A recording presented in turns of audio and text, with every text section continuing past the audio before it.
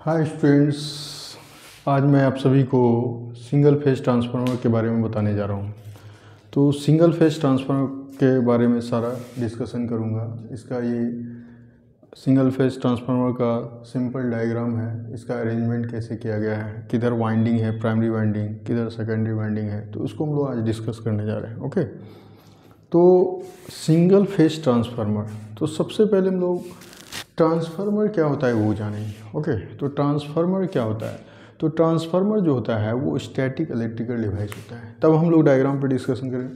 पहले हम लोग ट्रांसफार्मर का डेफिनेशन जानेंगे। What is transformer? ये वेरी इंपॉर्टेंट केस है। ट्रांसफार्मर क्या होता है? तो ट्रांसफार्मर जो है, ये आपका फर्स्ट पॉइंट क्या है? This is static electrical device होता है।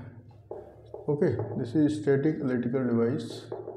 इसका काम क्या है? ये क्या करता है? विच कन्वर्ट्स इलेक्ट्रिकल एनर्जी को कन्वर्ट करने का काम करता है in forms of either high voltage to low voltage. H V is the high voltage, L V is the low voltage, और क्या बोलते हैं, low voltage to high voltage. लेकिन एक नेसेसरी कंडीशन है, एट कांस्टेंट फ्रीक्वेंसी। ठीक है, eight constant frequency जो कि 50 हर्ट्ज है। आपका कांस्टेंट फ्रीक्वेंसी कितना पे ले रहे हैं इंडिया में, वो 50 हर्ट्ज है। अब्रॉड साइड जाएगा तो 60 हर्ट्ज यूटिलाइज करते हैं। तो ये ट्रांसफार्मर जो है, सबसे पहला पॉइंट स्टैटिक, ये स्थिर है। Static, there is no any moving part, इसमें कोई भी मूविंग पार्ट नहीं होता है। ठीक है, तो स्टैटिक इलेक्ट्रिकल डिवाइस होने के कारण इसका एफिशिएंसी सबसे ज़्यादा होता है। ठीक है, दूसरा पॉइंट क्या है? सभी मशीन में से, मतलब जो फर्स्ट पॉइंट स्टैटिक इलेक्ट्रिकल का है, तो जितना भी मशीन आप देख रहे हो, रोटेटिंग मशीन, ठीक है, सभी मशीन में से इसका सबसे ज़्यादा एफिशिएंसी होता है ट्रांसफार्मर का। 97 to 99% तक एफिशिएंसी होता है। ओके, इसका मेन फंक्शन क्या है? आइदर हाई वोल्टेज को लो वोल्टेज में कन्वर्ट करेगा। इनपुट में अगर हाई वोल्टेज आ रहा है तो उसको आउटपुट में लो वोल्टेज में कन्वर्ट करेगा, और लो वोल्टेज आ रहा है तो उसको हाई वोल्टेज में कन्वर्ट करेगा। तो ये मेन फंक्शन है यहाँ पे। लेकिन कंडीशन यहाँ पे क्या होना चाहिए? एट कांस्टेंट फ्रीक्वेंसी होना जरूरी है। This is necessary conditions. तो ये ट्रांसफार्मर का एक सिंपल डिफिनेशन है, यानी transformer is static electrical device which converts electrical energy from high voltage to low voltage और low voltage to high voltage at constant frequency. So simple. अब मैं यहाँ पे ट्रांसफार्मर के सिंपल अरेंजमेंट, जो सिंगल फेज ट्रांसफार्मर का है, simple diagram जो है, या सिंपल अरेंजमेंट बोल सकते हैं, वो क्या है, तो हम लोग यहाँ पे डिस्कस कर रहे हैं। ओके, तो यहाँ पे देखिए, इस केस में ये आपका ट्रांसफार्मर का पूरा जो दिख रहा है, ये पूरा पार्ट, ये कोर कहलाता है। This is called core. ठीक है, कोर और योक भी बोलते हैं। ठीक है, कोर मेनली हम लोग कोर से इंडिकेट करते हैं। ठीक है, कोर बोला जाता है। ओके, अब कोर जो है ये किस चीज़ का बना हुआ है? सिलिकॉन स्टील का बना होता है। सिलिकॉन स्टील का बना होता है। तो देखिए यहाँ पे पर्पस है, ये जो है आपका फेरोमैग्नेटिक मटेरियल, जो ये कोर जो बना है, ये फेरोमैग्नेटिक मटेरियल मतलब सिलिकॉन स्टील का बना है। इससे क्या होगा? हिस्टैरिसीस लॉस कम प्रोड्यूस हो, मतलब हिस्टैरिसीस लॉस कम करने के लिए हम लोग सिलिकॉन स्टील मटेरियल का यूज करते हैं। और आजकल ज़्यादातर CRGO यूज किया जाता है। CRGO मटेरियल यूज किया जा रहा है। CRGO क्या है? ये आपका क्या है? That is called cold, this is called rolled grain oriented silicon steel बोलते हैं। ठीक है, तो कोल्ड रोल्ड ग्रेन ओरिएंटेड। तो ये आपका मेन पर्पस इसका है, to reduce the hysteresis loss in the transformer. तो very important point, examination point से भी वेरी इंपॉर्टेंट है। SSC JEE के एग्जाम में बहुत सारे क्वेश्चन यहाँ से पूछे जाते हैं कि CRGO का फुल फॉर्म क्या होता है, इसका मेन पर्पस क्या है। तो इसका मेन पर्पस है ED करंट लॉस को कम किया जाता है यहाँ से। ठीक है, सॉरी, ED करंट लॉस नहीं, reduce the hysteresis loss in the transformer. तो यहाँ से हम लोग क्या करते हैं? Hysteresis loss of the transformer को हम लोग क्या करते हैं? रिड्यूस करते हैं। इसका पर्पस क्या है? हिस्टैरिसीस जो लॉस हो रहा है, हिस्टैरिसीस लॉस वो रिड्यूस होता है। किसको यूज करने से? CRGO मटेरियल यूज करने से, यानी कोल्ड रोल्ड ग्रेन ओरिएंटेड। और ये देखिए, ये तो ट्रांसफार्मर का कंस्ट्रक्शन साइड में ही आ गया। और ये देखिए लेमिनेटेड कोर है। ये कैसा कोर है? Laminated core. तो लेमिनेटेड कोर क्यों करते हैं? तो इसका मेन पर्पस है ED करंट लॉस को रिड्यूस करना। ठीक है, ये क्या करता है? ED करंट लॉस को रिड्यूस करता है। तो मैं सारा डिस्कशन करूंगा नेक्स्ट वीडियो में। ED करंट क्या होता है, हिस्टैरिसीस लॉस क्या है, ED करंट, इसे ईडी करंट लॉस को ये क्या करता है, रिड्यूस करने का काम करता है। मतलब ट्रांसफार्मर के कोर को अगर लेमिनेट कर रहे हैं तो उसका मेन पर्पस क्या है, ईडी करंट लॉस कम हो, मतलब घटेगा, लॉस घटेगा तो एफिशिएंसी अच्छा होगा ट्रांसफार्मर का, ठीक है। तो ईडी करंट लॉस को रिड्यूस करने के लिए कोर को लेमिनेटेड कर दिया जाता है। और यहाँ देखिए सिंपल अरेंजमेंट में आपका क्या है, यहाँ पे कॉपर से वाइंडिंग किया गया है, ठीक है।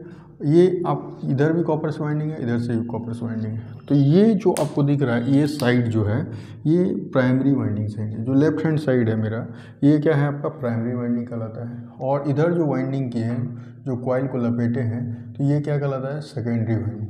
ओके, ये आपका सेकेंडरी वाइंडिंग हो गया, ये आपका प्राइमरी वाइंडिंग हो गया। ओके, अब यहाँ पे देखिए प्राइमरी का रिप्रेजेंटेशन 1 से इंडिकेट किए हैं और सेकेंडरी का रिप्रेजेंटेशन 2 से इंडिकेट किए हैं। तो इसमें इंपॉर्टेंट टर्म क्या है कि प्राइमरी जो होता है उसमें हम लोग सोर्स अप्लाई करते हैं और सेकेंडरी साइड जो होता है उससे लोड कनेक्ट करते हैं ऑलवेज, ठीक है। तो सेकेंडरी लोड किधर कनेक्टेड होता है, सेकेंडरी साइड में, और आपका जो सोर्स कनेक्टेड होता है वो प्राइमरी साइड में होता है।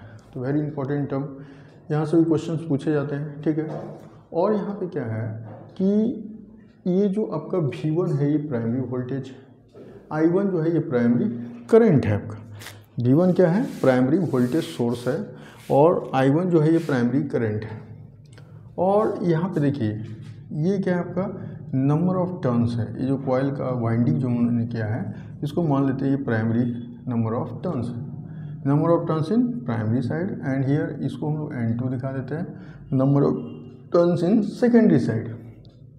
ओके, तो ये N1 है, ये नंबर ऑफ टर्न्स प्राइमरी के लिए इंडिकेट कर रहा है, और E1 जो है ये इंड्यूस्ड EMF है इन प्राइमरी साइड, क्योंकि 1 है तो ये इंड्यूस्ड EMF और प्राइमरी साइड है, ठीक है। और N2 जो है इधर वाला पार्ट जब डिस्कशन करेंगे तो ये N2 जो है ये सेकेंडरी नंबर ऑफ टर्न्स है, number of turns in secondary side भी बोल सकते हैं। I2 जो है वो क्या है आपका सेकेंडरी करंट है, और E2 जो है ये इंड्यूस्ड EMF, मतलब induced EMF in secondary side, and ये ऑलवेज लोड जो होता है सेकेंडरी साइड कनेक्टेड होता है, ठीक है। तो लोड मेरा किधर कनेक्टेड है, सेकेंडरी साइड। तो सारा टर्म मैंने डिस्कशन कर दिया यहाँ पे। ओके, तो यहाँ पे क्या क्या टर्म निकला, तो where V1 is the primary voltage, V2 I1 is the primary current, I1 क्या है, ये प्राइमरी आपका करंट को इंडिकेट कर रहा है, और N1 जो है ये नंबर ऑफ टर्न्स है जो कि कॉइल से वाइंडिंग किया गया है, number of turns in which side, तो ये primary side, number of turns for primary side, ये हो गया।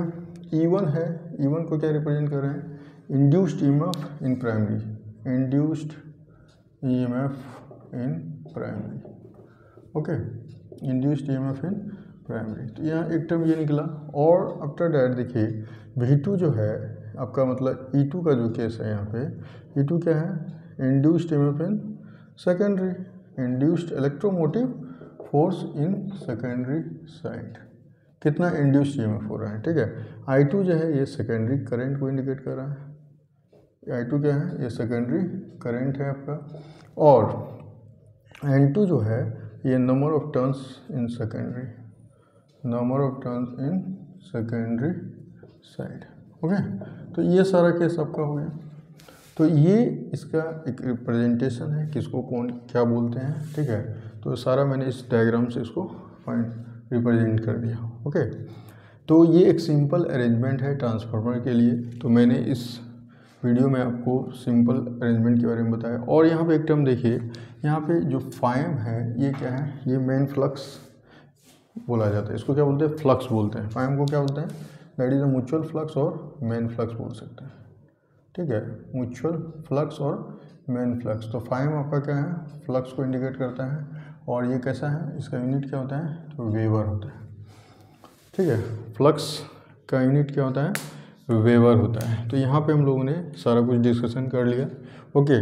तो नेक्स्ट वीडियो में मैं इसके प्रिंसिपल के बारे में बताऊंगा, ये किस प्रिंसिपल पे काम करता है। जैसे Faraday's laws of electromagnetic induction पे वर्क करता है, वहाँ भी कौन सा इंडक्शन हो रहा है, तो म्यूचुअल इंडक्शन पे वर्क करता है। तो क्वेश्चन एग्जाम में आते हैं यहाँ से कि ट्रांसफार्मर जो होता है वो सेल्फ इंडक्शन पे काम करता है या म्यूचुअल इंडक्शन पे काम करता है ऑब्जेक्टिव में। तो ये ट्रांसफार्मर जो होता है ये म्यूचुअल इंडक्शन पे ही ऑलवेज काम करता है। ठीक है, तो मैं डिस्कशन करूँगा नेक्स्ट वीडियो में। ओके, आज के लिए इतना ही। Thank you.